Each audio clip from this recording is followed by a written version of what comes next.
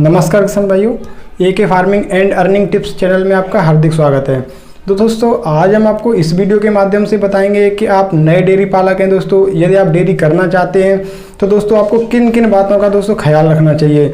हमारे यहाँ पे दोस्तों एक डॉक्टर साहब आए हुए हैं जो आनंदा डेयरी से हैं दोस्तों, वो मीटिंग ले रहे हैं। तो दोस्तों वो हमको बताएंगे कि आप जो डेयरी फार्म करते हैं तो उसमें किन किन बातों का ख्याल रखना चाहिए और दोस्तों कौन कौन सी सावधानी बरतनी चाहिए और दोस्तों कौन सी नस्ल की गाय लेनी चाहिए या भैंस लेनी चाहिए दोस्तों, जिससे हमें अच्छा मुनाफा दोस्तों होगा और हम घाटे में नहीं जाएंगे। तो चलिए दोस्तों वीडियो शुरू करते हैं। और जो भी दोस्त हमारे किसान हैं और अगर आप ऐसी खेती किसानी से जुड़ी हर जानकारी को पाना चाहते हैं तो वीडियो के नीचे दिख रहे लाल बटन को दबाकर चैनल को सब्सक्राइब कर लें और घंटी को भी दबा दें, जिससे हमारी अगली आने वाली वीडियो आपको मिल जाए सबसे पहले। तो चलिए दोस्तों बिना समय गंवाए हुए वीडियो को शुरू करते हैं। ब्रीड, दूसरा क्या होना चाहिए फीड, और तीसरा क्या होना चाहिए मैनेजमेंट। ब्रीड में क्या है, अच्छी नस्ल का पशु होना चाहिए जो 15 लीटर दूध देने वाला हो। भैंस अगर रखते हैं तो मुर्रा, गाय अगर रखते हैं तो साहिवाल या HF। अब ब्रीड अच्छी आ गई, अब फीड अच्छा होना चाहिए। अगर ब्रीड अच्छी है फीड अच्छा नहीं है, अगर अच्छा नहीं खिला रहे हैं तो क्या होने वाला है। ब्रीड अच्छी है और फीड अच्छा नहीं तो क्या होने वाला है। वो बहुत सारे मैंने देखा है, मैं जैसे फतेहाबाद ये बहापनाट में जाता था कि साहब 40-30 लीटर दूध दिया गाय ने जब लेके आए थे तब, और अब जो है 1 साल हो गई साहब, 1 साल में ही जो है 5 लीटर 6 लीटर 7 लीटर पे आ गई गाय और अब रुक भी नहीं रही है। तो अब ये क्या हुआ कि हमने जब अच्छा नहीं खिलाया, हमने रातब अच्छा नहीं दिया, कैटल फीड अच्छा नहीं दिया, तो क्या हो गया, हमने जितना उसकी रिक्वायरमेंट थी कैल्शियम नहीं दिया, कैटल फीड नहीं दिया, हरा चारा नहीं दिया, जितनी रिक्वायरमेंट थी उतना नहीं दिया, उसका आधा दिया, तो क्या होगा, उसकी वजह से दूध भी कम हुआ, एनर्जी डिफिशियंसी हो जाती है, नेगेटिव एनर्जी बैलेंस में एनिमल चले जाते हैं और एनिमल जो है दूध नहीं देता। ये रीजन रहता है, ठीक है इसका। और उसकी वजह से फिर नेगेटिव एनर्जी की वजह से एनिमल फिर रुकते भी नहीं है, रिपीट बीट हो जाते हैं। बहुत सारी गायों में दिक्कत हुई इसीलिए हुई, ठीक है। तो आप समझें इस चीज़ को, आप अगर प्रॉपर ध्यान रखते हैं ब्रीड फीड और मैनेजमेंट रख रखाव में आता है क्या कि पशु के शरीर पर कलीली जुए नहीं होने चाहिए। अगर एक्टोपैरासाइट्स हैं, कलीली जुए हैं, उसके शरीर से खून चूस रहे हैं तो आप खिला रहे हैं, वो सब चूस जा रहे हैं खून के रूप में उसका, और बीमारियां भी फैला रहे हैं आपके पशु में। तो उन चीज़ों से आप बचा सकते हैं, ठीक है।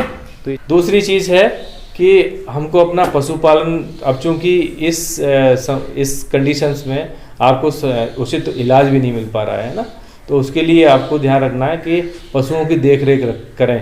पशुओं में सबसे इम्पोर्टेंट काम है कि ब्रीड इम्प्रूवमेंट प्रोग्राम। आप जानते हैं कि अच्छी नस्ल के हमारे पास पशु होने चाहिए।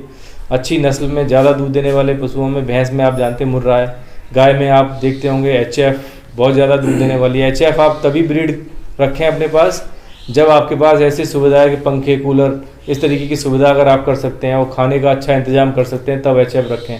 नहीं तो साहिवाल ब्रीड को आप अपने घर में रख सकते हैं। साहिवाल बहुत अच्छी ब्रीड है, अच्छा दूध भी देती है, इसमें फैट और SNF भी ज़्यादा होती है, तो आप रख सकते हैं। दूसरा जो काम हमको पशुपालन में करना है वो है कीड़े की दवाई। कीड़े की दवाई 3 से 4 महीने में हमको पशु को जरूर देनी चाहिए। अगर आप देते रहेंगे पशु को तो आपके पशु स्वस्थ रहेंगे। क्या होगा, स्वस्थ रहेंगे, क्योंकि पेट में अगर कीड़े रहते हैं तो आप मान लीजिए कि 40% पार्ट जो आप पशु को खिला रहे हैं वो कीड़े ही खा जाते हैं, उसके शरीर को नहीं लग पाता है। बहुत तरीके के कीड़े रहते हैं, स्टमक वर्म है, पेट के अंदर कीड़े हैं, ठीक है, रुमिनेंट्स होते हैं, बहुत सारे वॉर्म्स होते हैं, उनको मारना जरूरी है। दूसरा चीज़ आपको करनी है कीड़े की दवाई के अलावा कि पशुओं में बीमारियां फैलती हैं, हर साल फैलती हैं, और सरकार इसके लिए टीकाकरण कराती है। आप जानते भी हैं, अगर आपके पास में नज़दीक में सरकारी अस्पताल होगा तो वहाँ से लोग आते हैं और टीका लगा के जाते हैं। तो वैक्सीनेशन जरूर कराएं। टीके जो लगते हैं मार्च अप्रैल में और अगस्त सितंबर में FMD के लगते हैं, मुँह पका खुरपका के, देखते भी होंगे आप। दूसरी बीमारी है घुर्रका, गला घोंटू। इस बीमारी के टीके HS बोलते हैं इसको अंग्रेजी में, हेमोरेजिक सेप्टिसिमिया। इसके टीके आप देखते होंगे जून का महीना बरसात शुरू होने से पहले लगते हैं, तो वो आप लोग वैक्सीनेशन कराएं, टीके लगवाएं।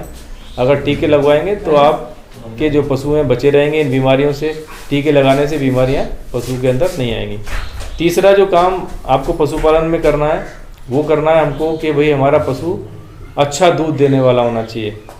अगर हमने ज़्यादा दूध देने वाला पशु लेके आ गए, ज़्यादा दूध देने वाला पशु लेके आए हैं, लेकिन अगर हम खान पान नहीं कर रहे हैं, उनको खान पान अगर नहीं दे रहे हैं, खाना चारा नहीं दे रहे हैं अच्छा, तो क्या होने वाला है कि हमारा जो दूध ज़्यादा दूध देने वाला एनिमल बहुत कम दूध पे आ जाता है एनर्जी डिफिशियंसी की वजह से। तो वो दिक्कत नहीं हो उसके लिए आपको क्या करना है कि अच्छा खाना उसको ज़रूर देना, हरा चारा वर्ष भर देना चाहिए। दूसरा रातब जो होता है कैटल फीड जिसको बोलते हैं संतुलित पशु आहार, जिसमें सारी चीज़ें होती हैं carbohydrate, protein, fat, minerals, vitamin, वो एक रेशियो में दिया जाता है। जैसे भैंस अगर है तो भैंस को 1 लीटर दूध पे 500 ग्राम देना है, गाय अगर है तो 1 लीटर दूध पे 400 ग्राम देना है। ये रेशियो रहता है खिलाने का। उसके अलावा कोई रातब आपको डालने की ज़रूरत नहीं है। कैल्शियम दें जिससे पशु का दूध बढ़े। और गांव में ये देखने को मिलता है कि बहुत सारे ऐसे पशु होते हैं कि काफ़ी टाइम से हीट में नहीं आते हैं, होता है ऐसा कि नहीं? और वो होता है मिनरल्स और विटामिन की कमी से, जैसे कोबाल्ट है, कॉपर है, जिंक है, इनकी कमी होती है। तो किसान का नुकसान, एक साल आप देख लें अगर कितना खर्चा करते हो एनिमल के ऊपर, पशु पे कितना खर्चा होता है पर डे, हिसाब लगाया कभी? कम से कम 10 से 20 केजी चारा डालते होंगे पशु को, डालते होंगे कि नहीं? कितने रुपए किलो होता है चारा? कितनी कॉस्ट मान लेते हैं उसकी? लगाया नहीं, घर के खेत हैं इसलिए कोई नहीं, सीधा ऐसे लगा ले। दलिया था पहले 20 रुपए किलो आ रहा है, 5 किलो दलिया खिला देते हो एक पशु को।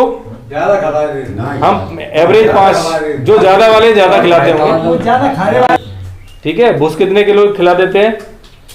अब वो 5 किलो खाएगा तो भूस तो थोड़ा खेगा, कितना फिर भी अंदाज से 3 केजी 3 केजी कितना भूस खा लेती है? मतलब ये 4.5 किलो तो खा लेगा, 4-5 किलो खाते हैं। 8 किलो बस 2 चेन में हो जाता है 8 किलो। हाँ। कितने रुपए किलो भूसा मिलता है? 6-7 तो मिलता ही नहीं। 7 रुपए मान लेते हैं, 7 अट्टे 56 रुपए का ही हो गया। 150 रुपए तो आपके सीधे सीधे ही हो गए। उसके बाद दवाइयाँ और भी तमाम चीज़ें, बहुत सारी चीज़ें होती हैं, हरा चारा जो आप खिलाना चाहते हैं। तो 150 रुपए का खर्चा मिनिमम पर डे होता है आपका, होता है कि नहीं होता है एनिमल पे?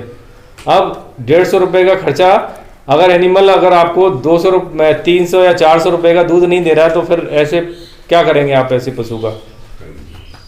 कम से कम 400 रुपए का दूध देना चाहिए, तभी आपको 150 रुपये माइनस करके तब कितना बचेगा आपके पास? 250 रुपये आपको बचेगा, है ना? तो हम तो ये चाहते हैं कि 10 लीटर दूध देने वाला एनिमल आपके पास मिनिमम रहे। 10 से 15 लीटर दूध देने वाले एनिमल हो। 10 लीटर अगर दूध देने वाला एनिमल होगा तो एवरेज यील्ड आपकी इनकम जो होगी, कम से कम आप भी लगा लें, अगर आपका रेट 40 भी जा रहा है, गांव में 40 भी जा रहा है, तो 10 लीटर का कितना? 400 रुपये आपका पर डे का हो गया। पर डे का 400 रुपये, वहाँ से आप 150 रुपये निकाल देंगे, खर्चा 150 रुपये निकाल दो आप, कितना हो गया? 250 रुपये बचेंगे सिर्फ। 300 रुपये 250 रुपये बचेंगे। और 10 एनिमल अगर आपके पास ऐसे हैं, जो आप 10 एनिमल अगर 10 पशु ऐसे रखते हो आप, तो 10 का मल्टीप्लाई 250 में करेंगे, 2500 रुपये पर डे की आपकी आमदनी होगी उसका पशु का खर्चा निकालने के बाद। समझ रहे हैं आप? 2500 रुपये पर डे, महीने का आप मल्टीप्लाई करेंगे, 30 का मल्टीप्लाई करेंगे, कितना हो गया? 60,000 से ऊपर जाएगा आपकी जो यील्ड है नेट खर्चा निकालने के बाद उसकी। तो आप ऐसा पशुपालन भी कर सकते हैं। तो ये चीज़ें आप लोग अपने पशुपालन में करें, निश्चित तौर पर अगर करेंगे तो बेनिफिट मिलेगा आपको। कैल्शियम पिलाएं, जिनका एनिमल कम दूध दे रहा है वो कैल्शियम दें, कैटल फीड दें। जो एनिमल हीट में नहीं आ रहे हैं उसकी दवाइयाँ आती हैं, मेडिकल स्टोर पे मिलती हैं, सब जगह उपलब्ध रहती हैं, यहाँ पर डेयरियों पर भी रहती हैं, तो वो आप लोग खिलाएं। कभी कोई दिक्कत होती है तो आप फ़ोन पे परामर्श मुझसे ले सकते हैं। मैस्टाइटिस हो गई, थनैला हो गया, बुखार आ गया, तो उसके लिए आप लोग कर सकते हैं, ठीक है? तो मुझे बस इतना ही बताना था। धन्यवाद।